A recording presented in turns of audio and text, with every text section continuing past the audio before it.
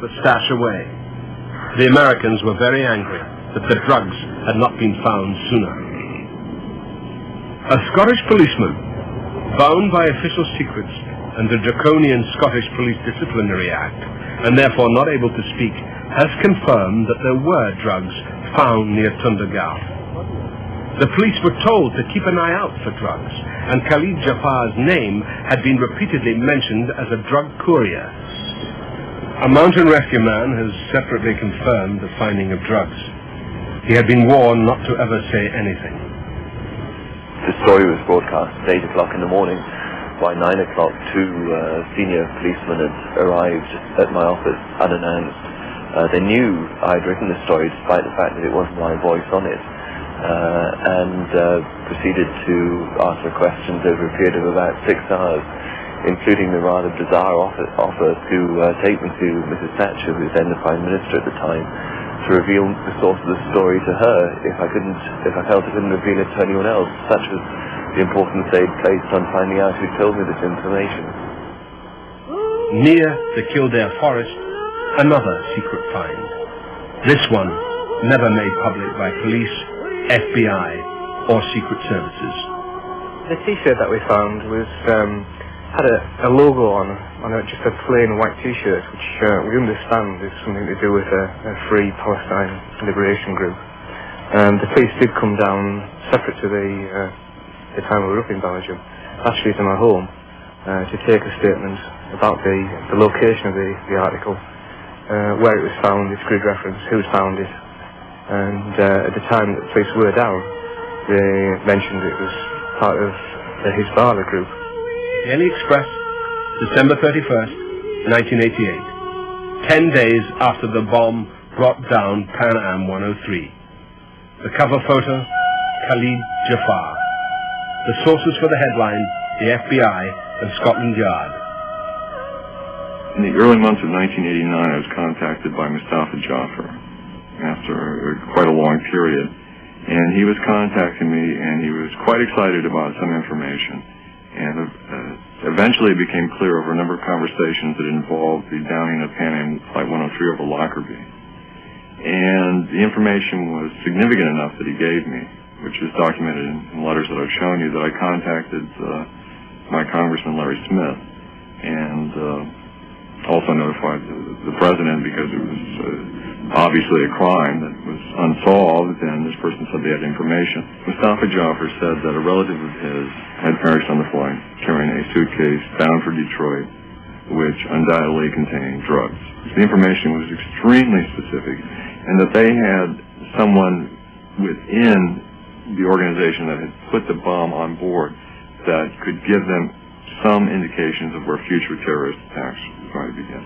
Over the course of many calls and being in direct contact with the FBI and a number of other people, the State Department, every normal channel and authority, became quite clear that he had significant information, and in fact had predictive information in terms of the attacks on the World Trade Center, which was one of several attacks which he said were going to be staged at that time. This was well in advance of those attacks.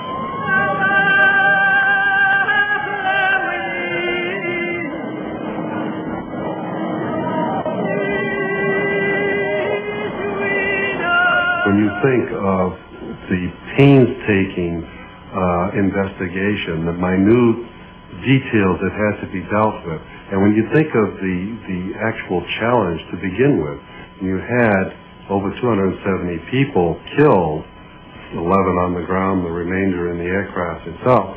Every one of those people, excluding the people, the citizens of Lockerbie, had to be investigated for possible connection to the terrorist event itself. Several of the investigators, as well as some of the British intelligence people involved in the investigation, were highly honored by the United Kingdom's government.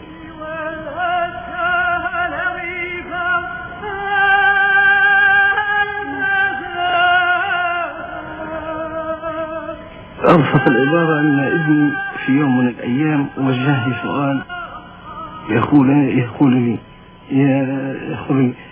إذا قتلوك الأمريكان هل سوف يقتلوني أنا؟ هذا أبسط تعبير ومأساة أنا حاليا وجاء أمام عائلتي. All of us working on the case made it a very, very personal priority of the utmost order. We were not going to let this go unpunished.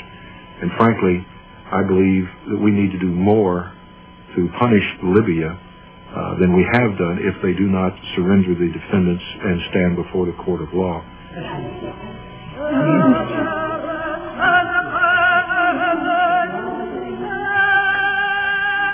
وانا انهشت جدا وتعبت حتى نفسيا واهلي تعبوا. زوجتي تعبت كثير، كانت حامل لما تم الاتهام وتعبت وجاها مرض الان تعاني منه. يعني انا تعبت جدا انا وعائلتي واستغربت جدا، وانا بقدر ما تاسف للعائلات الضحايا. انا نفسي ضحيه للاتهام، وانا اقول لهم بكل صدق انني ضحيه لهذا الاتهام كما هم ضحايا للعمل الاجرامي اللي صار. Lester Colbert, now a political refugee, indicted by the government of the United States for perjury, so doubt would be cast on what he might reveal about the Lebanese drugs intelligence operation. But my family went to Sweden. And when we got to Sweden, we went to the police station in this town where we were going to live, and we reported in, and I told them our story and asked for political asylum, and they put us up in a refugee camp, and they gave us a apartment and a living stipend, clothes, because we didn't have anything at that point, no money. It wasn't an easy thing for us to leave, and we were looking over our shoulder the whole time until we got to Sweden. And it was such a relief, such a big burden off of our shoulders when we got there that we all just broke down in the police station. And it was a